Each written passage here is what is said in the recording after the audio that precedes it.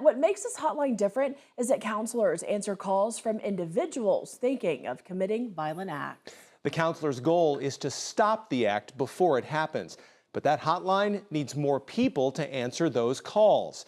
KTIV's Taylor Deckert sat down with people who answer the phones to find out what it takes to answer those calls. Taylor? Well, it starts with two women. They're from Sioux City, and they're part of the project working towards a seamless, centralized way to report concerns about potential violence or to offer help in de-escalating dangerous thoughts or situations. They focus on violence prevention for potential perpetrators or opposed to the victims of the violence. National Violence Prevention Hotline, this is Michelle. What has you reaching out today?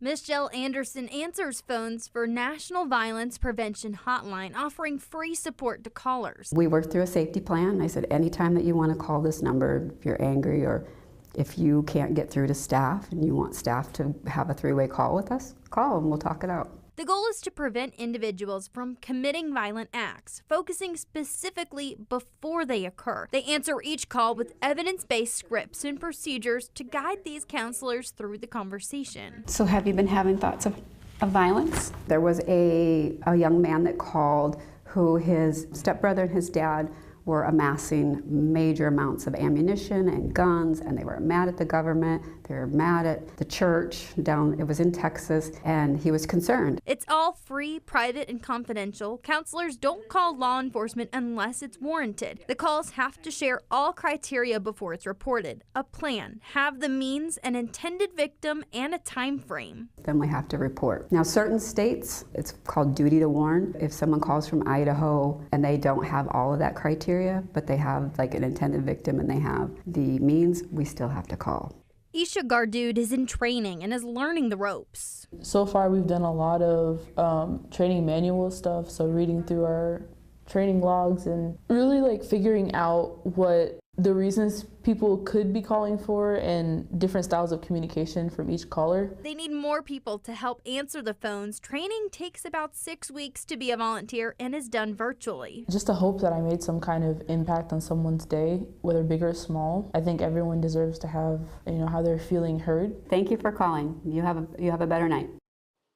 Well, there are existing hotlines for suicide prevention, domestic violence, and other crises. Anderson says before this line, there was no dedicated resource for the person who is facing those thoughts of violence before the act. To support its cause, without any formal advertising or public relations campaign, the hotline received over 10 calls during the first 2 weeks of the website becoming live in May. And since July, Anderson has now taken over 100 calls, answering every call with emotional support. Matt, Jessica?